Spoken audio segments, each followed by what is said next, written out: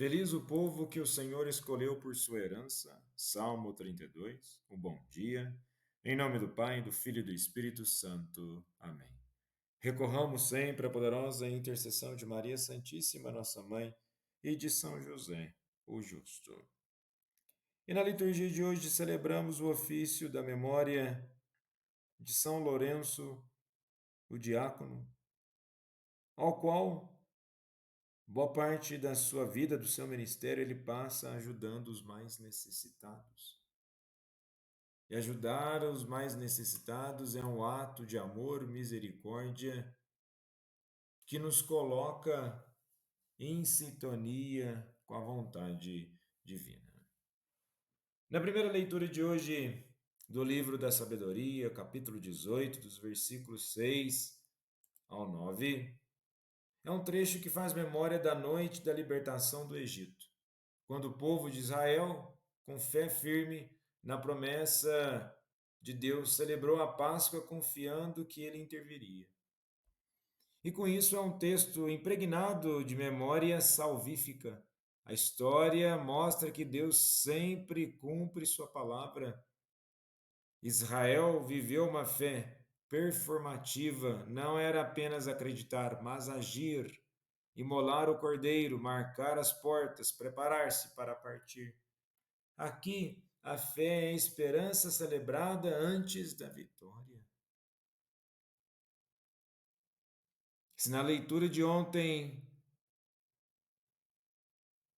nós tivemos a dimensão de escutar para agir, aqui nós temos uma outra dimensão de ter a esperança antes de um acontecimento. E tudo isso é uma questão espiritual. Ouvir antes de agir é uma dimensão espiritual. Ter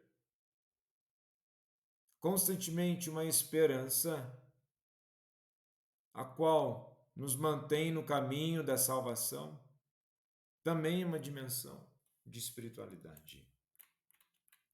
E na liturgia de hoje, na segunda leitura, em Hebreus, capítulo 11, dos versículos 1 e 2 e versículos 8 ao 19, está assim já logo no início. Irmãos, a fé é um modo de já possuir o que ainda se espera, a convicção acerca de realidades que não se veem. Foi a fé que valeu aos antepassados um bom testemunho. Foi pela fé que Abraão obedeceu a ordem de partir para uma terra que deveria receber como esperança e partiu sem saber para onde ia. E vejamos, nos dias de hoje, se olharmos para nossas vidas, nós sabemos para onde estamos indo? Quando nós de fato somos sinceros com a nossa fé, e primeiramente somos sinceros com nós mesmos e consequentemente com Deus, nós sempre vamos nos questionar se realmente sabemos para onde estamos indo. E quando eu digo isso, não é simplesmente pensar, não, meu lugar é o céu, estou indo para o céu, faço de tudo para ir para o céu. Não estou dizendo apenas no sentido do destino final, mas como é a nossa conduta no dia a dia para que tudo isso seja um fundamento sólido, para que as nossas atitudes, o nosso modo de ser seja diferente. E com isso no texto aqui, temos a dimensão de que a fé é a garantia, hipostasis, um fundamento sólido do que se espera. A prova elenkos é uma certeza convicta das realidades que não se veem. E muito daquilo que nós tratamos em nossas vidas são de realidades que nós não vemos. Mas isso não quer dizer que ao não ver que não exista, que não seja segura. E ao citar Abraão, que é o ícone dessa fé, sai sem saber para onde vai, recebe a promessa de uma descendência impossível, oferece Isaac confiando que Deus pode ressuscitar os mortos. A fé aqui é movimento de obediência e entrega radical. E ter fé, no sentido de obediência e entrega radical, não é simplesmente acreditar em Deus. Porque acreditar em Deus se tornou algo muito genérico, geral. Agora nós estamos falando de uma postura de vida ao qual se obedece a Deus.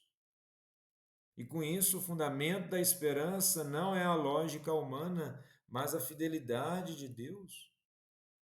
Não são os nossos critérios, e assim aquilo que Deus determina. E novamente, como é que estamos nutrindo a nossa fé e, consequentemente, a nossa caminhada para que a mesma seja frutuosa na perspectiva de onde estamos indo?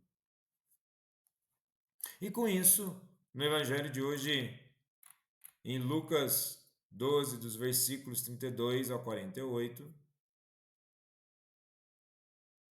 Jesus começa de forma muito consoladora e como bom pastor que é. Não tenhais medo, pequeno rebanho, pois foi do agrado do Pai dar a vós o reino. Mas logo adverte sobre a vigilância. Ter o cinto cingido e a lâmpada acesa, símbolos de prontidão espiritual e perseverança na fé. A imagem do servo fiel e prudente, quem administra bem o que Deus lhe confiou será recompensado. Quem se descuida sofrerá as consequências. Então vejamos, nós temos que cuidar bem sim da nossa fé constantemente. A fé não pode ser para nós algo de um consolo e um conforto ao qual nós achamos que já está tudo bem, já está tudo salvo. E nos questionarmos e nos colocarmos em vigilância não pode ser um mecanismo de medo. O centro aqui não é medo, mas a responsabilidade amorosa de viver pronto para o encontro com o Senhor. E um outro ponto a ser destacado aqui, na verdade, temos um tríptico espiritual. O que seria isso? A relação das três leituras, onde em sabedoria nós temos a memória da salvação passada, em Hebreus a confiança ativa no presente, e a terceira, vigilância alegre para o futuro no Evangelho. Viver preparados, não por pânico, mas por amor.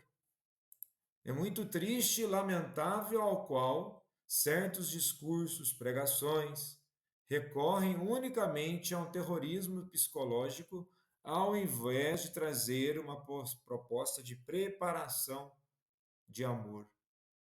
E pelo amor o converter.